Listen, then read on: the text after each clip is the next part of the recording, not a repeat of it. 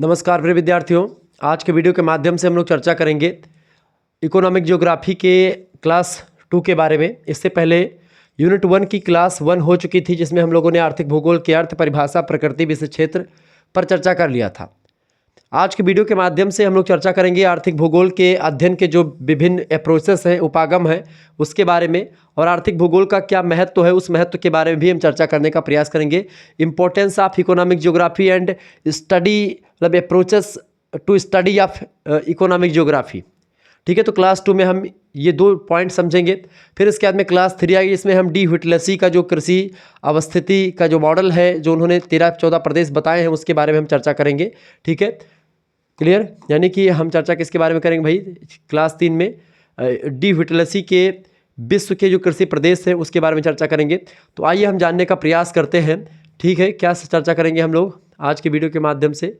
आज के वीडियो के माध्यम से हम लोग चर्चा करेंगे जो है सेकंड चैप्टर के बारे में। इससे पहले पहला चैप्टर आपका हो चुका है, जिसमें हम लोगों ने आर्थिक भूगोल का विषय क्षेत्र वगैरह अच्छे तरीके से समझ लिया। देखिए, कुछ क्वेश्चंस आपसे ऐसे पूछाएंगे। देखिए, यूनिट नंबर आपका 1 समाप्त होगा। इसके बाद में ऑब्जेक्टिव टाइप के मॉडल पेपर, ऑब्जेक्टिव वालों के लिए मॉडल पेपर 4-5 आ जाएंगे, उसी में सब कवर हो जाएगा, उसको लेकर के परेशान ना हो। देखिए, आर्थिक भूगोल के अध्ययन के उपागमों की विवेचना कीजिए। Describe the approaches to study of economic geography heading डालेंगे। ठीक है, लिखिए, आर्थिक भूगोल का अध्ययन उसके विषय क्षेत्र तथा उसके क्रमिक विकास के अनुरूप सामान्यतः निम्न 3 उपागमों के अनुसार किया जाता है। 3 अप्रोच होते हैं इसको पढ़ने के। कौन कौन से? पहला होता है बेटा आर्थिक भूगोल को समझने या पढ़ने का वस्तुगत उपागम। ठीक है, ऑब्जेक्टिव अप्रोच। ठीक है, या वस्तुगत उपागम को ही आप जो है कॉमोडिटी, ठीक है, या कॉमोडिटी अप्रोच बोलते हैं। ठीक है सॉरी। दूसरा होता है रीजनल उपागम, यानी कि रीजनल अप्रोच, प्रादेशिक उपागम। और तीसरा होता है सैद्धांतिक, यानी थ्योरेटिकल या प्रिंसिपल्स जो है अप्रोचेस। ठीक है, यानी कि सैद्धांतिक उपागम, सैद्धांतिक उपागम, प्रादेशिक उपागम और वस्तुगत उपागम, 3 उपागम होते हैं, 3 जो है अप्रोचेस होते हैं स्टडी के। क्लियर।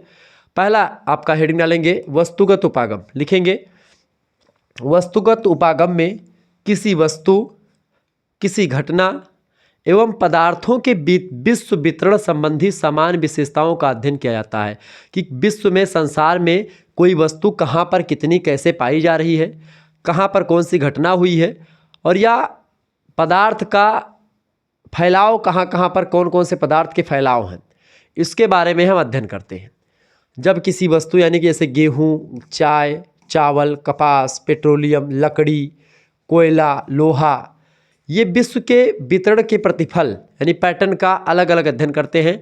कहाँ पर देखिए, अलग अलग क्षेत्रों में गेहूं का उत्पादन, जैसे पंजाब में गेहूं 1 क्विंटल में, 1 बीघे में 5 क्विंटल होता है, जबकि आप उत्तर प्रदेश में देखेंगे तो 1 बीघे में 3 क्विंटल होता है। 4 क्विंटल बहुत हो गया तो हो गया, 3 क्विंटल ही अधिकतम माना जाता है बेसिकली उत्तर प्रदेश में। तो इस तरीके से चाय कहाँ पर कितनी हो रही, वहाँ के लिए जलवायु विशेषता, मिट्टी कैसे, क्या क्या सारी चीज़ें, ठीक है, पृथक पृथक अध्ययन किया जाता है। तो उस विधि को वस्तुगत उपागम कहते हैं। जब हम चाय या गेहूं या चावल का उपागम, कपास का कैसे होता है, यही चीज़ें। ठीक है, इसके विपरीत जब वस्तु पृथक पृथक विश्लेषण नहीं, जब वस्तु का पृथक पृथक यानी अलग अलग विश्लेषण नहीं किया जाता, वरन प्रत्येक व्यवसाय का विश्लेषण, एनालिसिस किया जाता है, तो उसे व्यवसाय उपागम कहते हैं। यानी जब प्रत्येक व्यवसाय का विश्लेषण जो है कैसे किया जाता है, अलग अलग नहीं किया जाता है, ठीक है, सभी का एक में ही किया जाता है, तो उसको व्यवसाय उपागम कहते हैं। जबकि आपका वस्तुगत उपागम वह होता है ऑब्जेक्टिविटी, जैसे कि आप देखते हैं सब्जेक्टिव और ऑब्जेक्टिव। विषयगत उपागम हो गया आपका सब्जेक्टिव उपागम, और ये हो गया ऑब्जेक्टिव उपागम।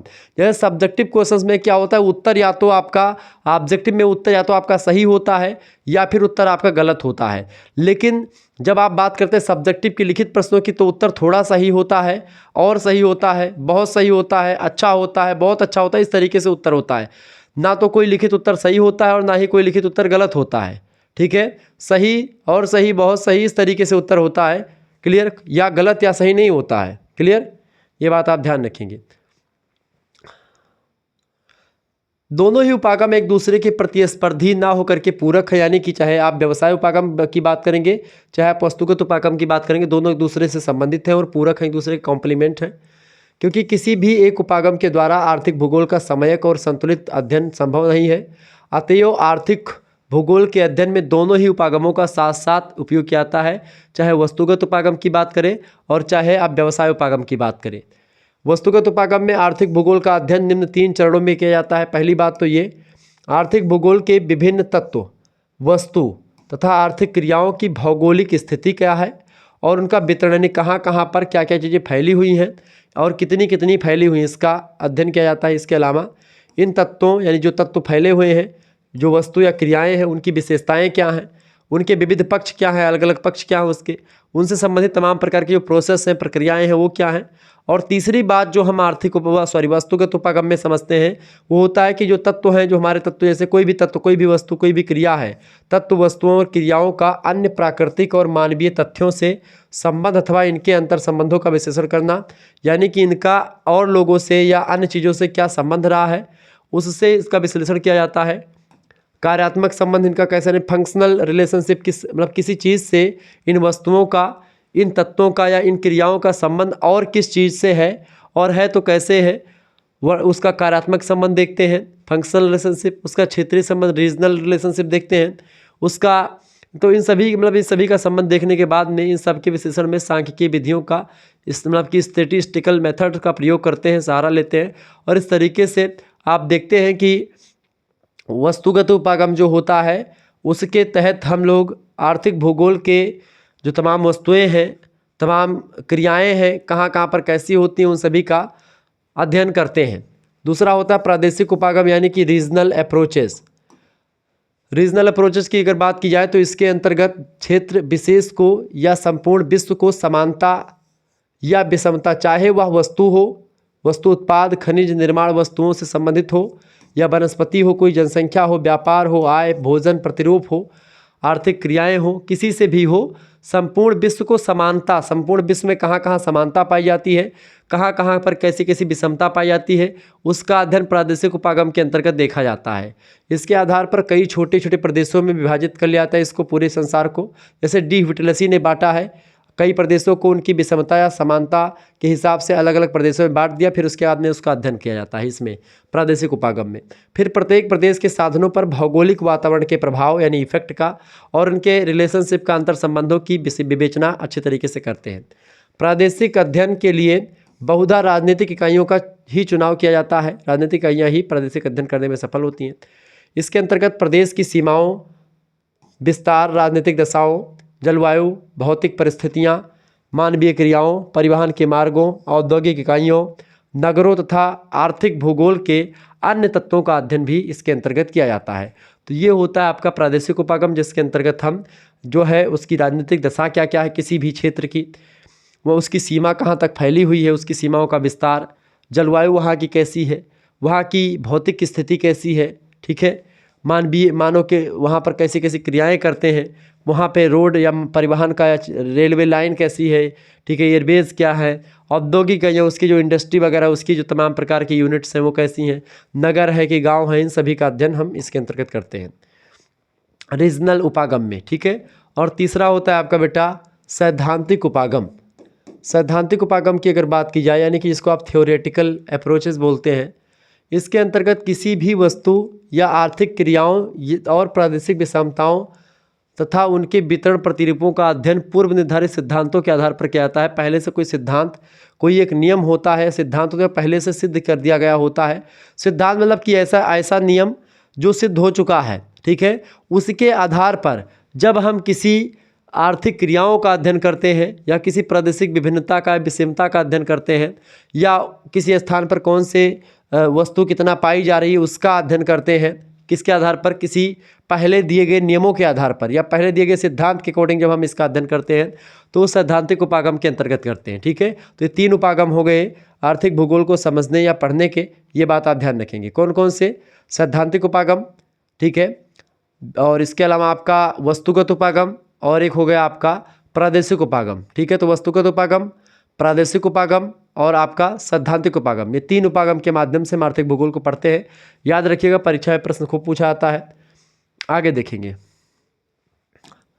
अगला टॉपिक जो आपको पढ़ना है, वैसे तो तीसरा चैप्टर होगा ये, लेकिन आप इसी में समझ ले, आर्थिक भूगोल के अध्ययन के महत्व का वर्णन कीजिए। यानी हम क्यों आर्थिक भूगोल पढ़े, इसका क्या महत्व है, इंपॉर्टेंस क्या है, describe the importance of the study of economic geography. Heading डालेंगे बेटा आर्थिक भूगोल के अध्ययन का महत्व। अंग्रेजी में हेडिंग डालेंगे। जब भी आप लिखें, अगर लिखित पेपर हो रहा है तो आप लिखें importance of the study of economic geography. जब आप अंग्रेजी में हेडिंग डालते तो इसका अलग प्रभाव पड़ता है, एग्जामिनर खुश होता है और आपको अच्छा नंबर मिलता है। देखिए पिछले कुछ समय में आर्थिक भूगोल के विविध पक्षों का बहुस्तरीय विकास हो चुका है, अतः आज का आर्थिक भूगोल विशेष प्रगतिशील विज्ञान है। ठीक है, यानी आर्थिक भूगोल एक विज्ञान, मैंने आपको बताया था कि एक वैज्ञानिक धरातल पर ये चीज़ों को रख करके अध्ययन करता है। इसके अप्रोचेस भी वैज्ञानिकता पर आधारित है। इसके अध्ययन से निम्नलिखित लाभ होते हैं, इसीलिए इसका अध्ययन करते हैं। कौन कौन सा लाभ होता है इसको पॉइंट्स के माध्यम से समझेंगे। पहला लाभ इसका ये होता है, इसका महत्व क्या है भाई। देखिए आर्थिक भूगोल हमें ऐसे प्राकृतिक संसाधनों, नेचुरल रिसोर्सेज की स्थिति कहाँ पर क्या है उसके बारे में पता चलता है। कहाँ पर कोयला है, कहाँ पर सोना, कहाँ पर चांदी, कहाँ पर हीरा छुपा हुआ है, इसके बारे में हमको बताता है। ठीक है,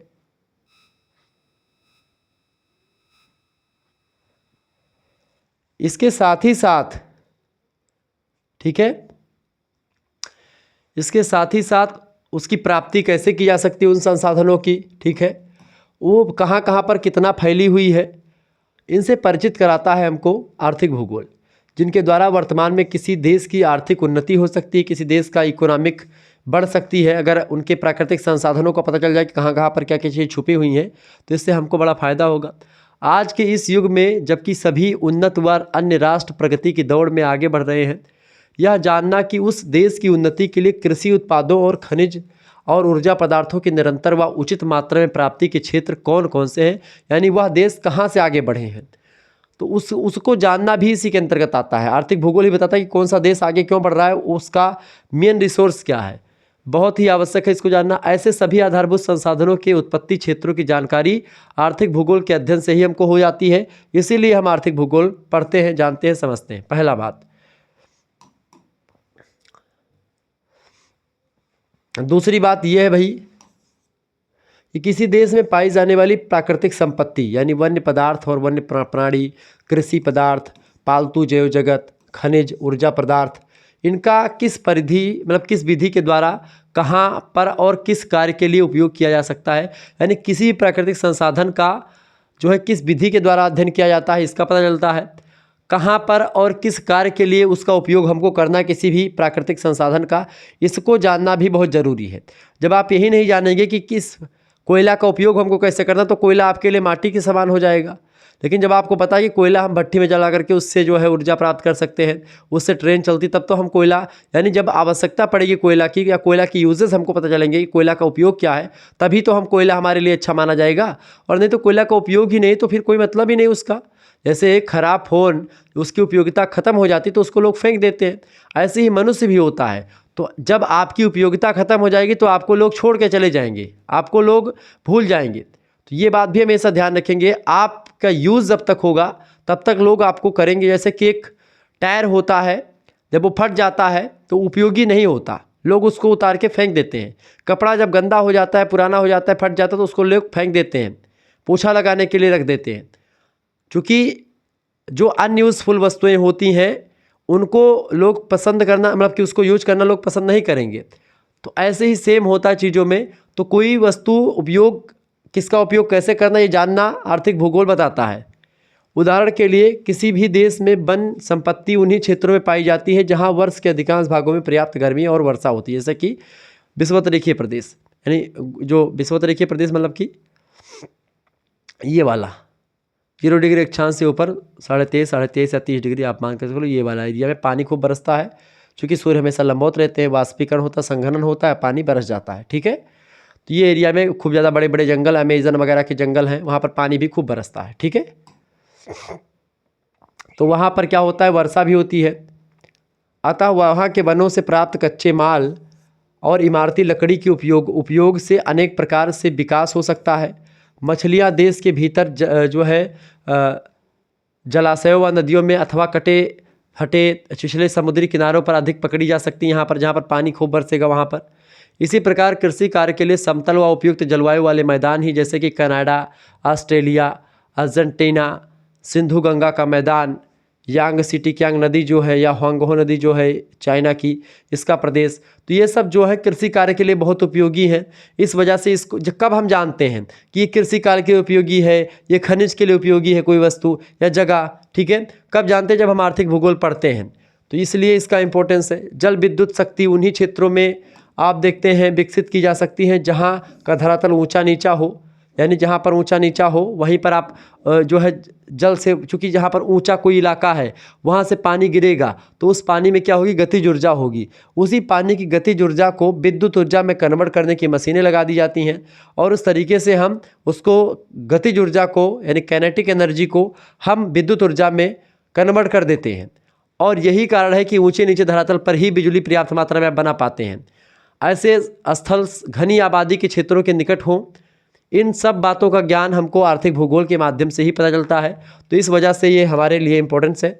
दोनों बातें क्लियर हुई, आगे बढ़ते हैं। हाँ, एक बात और आप ध्यान रखेंगे, अगर आपको हमारे साथ जुड़ना है तो आप जुड़ सकते हैं। आपको PDF मिलेगा 91 PDF क्लास लेक्चर सभी सब्जेक्ट की आपको चैप्टर वाइज क्लासेस सब मिलती रहेंगी। 91 61 93 60 62 पर आपको SMS करना है। मात्र 100 रुपीज़ में आपके लिए व्यवस्था पूरी कर दी गई है। अपना नाम, अपनी यूनिवर्सिटी का नाम और अपने सब्जेक्ट के नेम लेकर के आप भेज दीजिएगा, ठीक है। आपको बता दूं कि मात्र 100 रुपीज़ में आपको सभी सब्जेक्ट की क्लासेस मिलेंगी, ठीक है। आपके पास एक स्कैनर सेंड किया जाएगा, उसी स्कैनर पर आपको मात्र 100 रुपीज़ पेमेंट कर देने, उसके बाद में आपको ग्रुप से जोड़ा जाएगा। और वो ग्रुप से जुड़ने के बाद में क्या होगा कि आपको वहाँ पर सभी क्लासेस मिलेंगी, PDF नोट्स मिलेंगे, मॉडल पेपर्स मिलेंगे, प्रीवियस ईयर क्वेश्चन पेपर मिलेंगे, MCQ टाइप की प्रैक्टिस सेट्स आपको तमाम सारे मिलेंगी। यहाँ तक कि को करिकुलर की भी तैयारी आपकी बेहतर हो जाएगी। यानी बहुत इंपॉर्टेंट होगा, केवल 100 रुपये में आपके लिए बहुत बेहतर व्यवस्था की जाएगी। आप सीरीज खरीदो या ना खरीदो, आपके लिए बेहतर रहेगा। तो जब फटाफट से SMS करेंगे इस नंबर पर और जुड़ जाएँ हमारे साथ। चले आगे देखते हैं। हाँ, तो तीसरा उपयोगिता क्या है इसकी? देखें, तीसरी उपयोगिता इसकी ये है आर्थिक भूगोल की कि पृथ्वी के गर्भ में कौन से खनिज पदार्थ छिपे हैं, इसका पता लगा करके वहाँ पर अनेक प्रकार के खनिजों पर आधारित उद्योगों की स्थापना की जा सकती है। क्योंकि जब हमको ये पता चल जाएगा कि किसी स्थान पर कौन से खनिज ज़्यादा मात्रा में है और उस खनिज से हमारा क्या उपयोग हो सकता है, या उस खनिज का जो है हम कहाँ पर उस खनिज का उपयोग कर सकते हैं, हमको पता चलेगा, तो वहाँ पर बड़े बड़े उद्योग भी स्थापित करके उसको कच्चे माल के रूप में हम ग्रहण कर लेंगे उस चीज़ों को। तो ये भी हमको आर्थिक भूगोल के माध्यम से पता चलता है। आर्थिक भूगोल का अध्ययन इस बात की ओर हमको संकेत करता है, मोटिवेट करता है, प्रेरित करता है कि किन स्थानों पर कौन सा विशेष उद्योग स्थापित किया जा सकता है, कौन सा स्थान किसी उद्योग के लिए परफेक्ट होगा, ये हमको बताता है आर्थिक भूगोल, ठीक है। जैसे वहाँ की जलवायु कैसी है, वहाँ पर सस्ते श्रमिक मिलेंगे कि नहीं मिलेंगे, वहाँ का इलाका जो है कैसा है, वहाँ पर जलवायु कैसी है, वहाँ का तापमान कैसा है, वर्षा कैसे होती है, वहाँ पर यातायात के साधन हैं कि नहीं है, संचार का साधन है कि नहीं है, वाईफाई सही चलेगी कि नहीं चलेगी, जल है कि नहीं वहाँ पर, मतलब तमाम प्रकार की चीज़ों को देखा जाता है। तो ये भी हमको आर्थिक भूगोल बताता है। उदाहरण के लिए लोहे और इस्पात का उद्योग कोयले की खदानों के निकट तथा सूती वस्त्रों के उद्योग घनी जनसंख्या के केंद्रों के संसाधनों के निकट ही स्थापित किए जाते हैं। चूँकि सूती वस्त्र का उद्योग वहीं पर चलेगा जहाँ पर जनसंख्या घनी होगी, चूँकि वहीं पर लोग उसको खरीदेंगे। कोयले की खदानों के पास में आप देखते हैं लोहे और इस्पात का उद्योग चलाया जाता है, ताकि जो है एक प्रकार से कोयले खदानों के स्थान, मतलब कि कोयले से तमाम चीज़ें उत्पन्न होती हैं, ऊर्जा, वो लोहे और इस्पात के उद्योग में काम आता है। तो इस तरीके से कई सारी चीज़ें लोग एक खनिज पदार्थ दूसरे खनिज पदार्थ के कच्चे माल के रूप में प्रयोग ले लिया जाता है, ठीक है। अन्य उद्योग भी यथासंभव कच्चे माल अथवा शक्ति के संसाधनों के निकट ही स्थापित किए जाते हैं, जहाँ पर उनको पावर मिले, ऊर्जा मिले, जहाँ पर उसके बेचने के लिए मार्केट हो ठीक ठाक। इस प्रकार उद्योगपतियों के लिए भी आर्थिक भूगोल का विषय अत्यंत उपयोगी होता है। उद्योगपति अगर आर्थिक भूगोल पढ़ा लिखा है तो अपना उद्योग अच्छे तरीके से चलाने में सक्षम हो पाएगा, ठीक है। इसके अलावा अगर बात की जाए, चौथा जो इसका महत्व है वो ये है, चौथा महत्व ये है कि आर्थिक भूगोल के अध्ययन से यह ज्ञात हो सकता है कि विशेष जलवायु के अनुसार किसी देश की आवश्यकता की पूर्ति के लिए कच्चा माल, भोज्य पदार्थ अथवा यंत्र आदि कहाँ से प्राप्त किया जा सकता है। यानी कि कोई भी देश अपनी आवश्यकता की पूर्ति के लिए कच्चा माल कैसे प्राप्त करेगा, भोज्य पदार्थ कैसे प्राप्त करेगा, या कोई यंत्र कैसे प्राप्त करेगा, इसकी भी जानकारी आर्थिक भूगोल के अंतर्गत आप पाते हैं। इन वस्तुओं को उपभोग केंद्रों तक पहुँचाने के लिए किस प्रकार के विभिन्न परिवहन के साधनों का सहारा लेना पड़ेगा, ये भी आर्थिक भूगोल के अंतर्गत आपको जानने को मिलता है, इसलिए इम्पोर्टेंट है ये पढ़ना। यदि भारत को अपनी जनसंख्या के लिए खाद्यान्नों की आवश्यकता है तो निस्संदेह या उसे अर्जेंटीना, ऑस्ट्रेलिया, संयुक्त राज्य अमेरिका या कनाडा से मंगा करके पूरी कर सकता है। यानी कि अगर किसी चीज़ की कमी भारत में होती, खाद्यान्न की कमी, गेहूं की कमी हो गई या किसी भी चीज़ की कमी भारत के पास होगी, तो अलग देशों से उसको मंगा करके उसकी पूर्ति करेगा। आर्थिक भूगोल के अंतर्गत अंतर्राष्ट्रीय व्यापार को भी आप समझते हैं कि आप दूसरे देशों में मंगा करके यहाँ पर लोगों का जो है खाद्यान्न पूर्ति कर सकते हैं। अस्तु व्यापारियों के लिए भी इसका बहुत ही अध्ययन लाभदायक होता है आर्थिक भूगोल का। तो इस तरीके से आर्थिक भूगोल के बारे में आप लोगों ने चीज़ों को समझा, जाना और देखा। आर्थिक भूगोल का क्या महत्व था और इसके अध्ययन के तो 3 अप्रोचेस थे, उसके बारे में आज की वीडियो के माध्यम से मैंने चर्चा करा। 3 अप्रोचेज आपके, एक सैद्धांतिक अप्रोच हो गया, एक आपका हो गया वस्तुगत उपागम, ठीक है, यानी कि आपका वस्तुगत उपागम हो गया, और तीसरा आपका हो गया, एक आपका और था वस्तुगत उपागम, सैद्धांतिक उपागम, और एक आपका और था उपागम, उसके बारे में हमने देखा। एक मिनट में आपको मैं बता ही दे रहा हूँ। देखिए प्रादेशिक उपागम दूसरा था, पहला था आपका, ठीक है, वस्तुगत उपागम, दूसरा था आपका प्रादेशिक उपागम, और तीसरा था आपका सैद्धांतिक उपागम। और आर्थिक भूगोल के अध्ययन का महत्व हमने देखा, 4-5 महत्व हमने बता दिए जो कि आपके लिए बहुत इंपॉर्टेंट थे। इनको आप लिख दीजिएगा तो हो जाएगा। तो इस तरीके से आपका सेकंड चैप्टर आपका समाप्त हुआ। अगला जो चैप्टर होगा बेटा, उसमें हम लोग चर्चा करेंगे डर्वेंट व्हिटलेसी जो है उनके अनुसार जो विश्व का कृषि प्रदेश है उसके बारे में। डी व्हिटलेसी का जो कृषि प्रदेश है उसके बारे में विस्तार से हम चर्चा करेंगे। 13-14 जो प्रदेश उन्होंने बताए हैं, पूरा विस्तार से एक एक प्रदेशों का वर्गीकरण करके उसके बारे में पूरी विस्तार से जानकारी देंगे। ये चैप्टर थोड़ा सा लंबा होगा तो इसके लिए आपको समझना पड़ेगा, चूँकि इन्होंने कई प्रदेश बताए हैं, तो उन प्रदेशों के बारे में चर्चा करते हुए उस प्रदेश मतलब कि जो उन्होंने डी व्हिटलेसी ने कृषि प्रदेशों का वर्गीकरण किया है उस पर अनेक विद्वानों ने जो तंज कसा उसके बारे में भी मैं थोड़ा बहुत देखने का प्रयास करूँगा। इस तरीके से आपका इकाई नंबर आपका जो 1 है वो समाप्त होगा और इकाई नंबर 2 पर हम लोग चर्चा कर लेंगे, ठीक है। दूसरी क्लास आपका संपन्न हुई। अब तीसरी क्लास में हम लोग चर्चा करेंगे किसके बारे में, विश्व मतलब कि जो डी व्हिटलेसी का विश्व कृषि प्रदेश है उसके बारे में चर्चा करेंगे, ठीक है। मिलते हैं फिर नेक्स्ट वीडियो में, तब तक के लिए जय हिंद जय भारत। आप सभी का बहुत बहुत धन्यवाद हमारे से जुड़ने के लिए। इसी प्रकार से अपना प्यार हमेशा बना रखेंगे। बहुत बहुत धन्यवाद आप सभी का।